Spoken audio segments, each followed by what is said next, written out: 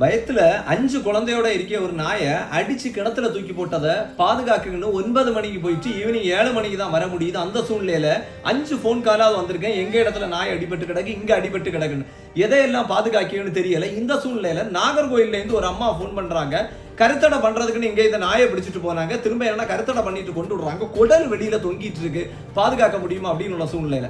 அப்ப இங்க இதே பாதுகாத்துட்டு வர்றது 7 மணி ஆகுது. அந்த சூழ்நிலையில கொஞ்சம் லேட் ஆகி நம்ம என்ன போகலான்னு உள்ள சூழ்நிலை இருக்கும்போது அந்த அம்மாவே அவங்களோட நண்பர்களை உதவியை தேடி அந்த இடத்துல இருந்து அந்த நாயை பாதுகாத்து அதுக்கு என்ன டாக்டர் சப்போர்ட்டோட அனஸ்டேசியா கொடுத்து அதுக்கான இதனால தையல் எல்லாம் ரெடி பண்ணி இது பண்றாங்க. ஆனா பாதுகாக்க இட வசதின்னு பார்த்தா அங்க எதுவுமே இல்லை. அப்ப நம்ம உதவியை கேட்டு நம்ம நாய் ஹாஸ்டலில் கொண்டு விட முடியுமா ஒரு 15 நாளைக்கு அப்படின்னு கேட்டிருந்தாங்க. இப்போ என்னன்னா அவங்கள இங்கே நம்ம கொண்டு வர சொல்லியிருக்கோம். ஆனால் ஒரே ஒரு விஷயத்தை இதில் நான் என்ன சொல்ல வரேன்னா, சென்னையில் இருந்து அந்த அம்மா எனக்கு ஃபோன் பண்ணி இந்த உதவியை கேட்குறாங்க. ஆனால் நம்ம டிஸ்ட்ரிக்ட்ல இருக்க எத்தனை பேரால் அதை பண்ண முடியுது என்னன்னு தெரியல. ஏன்னா எல்லா இதுக்கும் நான் தான் ஓடி வர முடியுமா அப்படின்னு எனக்கு தெரியல.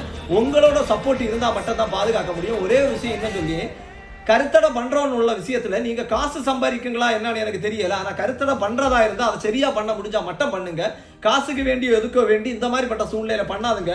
ஒருவேளை அதுக்கு என்னன்னா ஒரு வாரம் நீங்க வச்சு பாதுகாக்க இடத்துல 5 நாள் கூட பாதுகாத்தாதான் சரியாகணும். அந்த முயற்சியும் கூட நீங்க பண்ணிருக்கலாமே. இது ஏதோ குப்பையில வீசின மாதிரி எல்லாம் போட்டிருக்கீங்க குடல் தள்ள சூழ்நிலையில.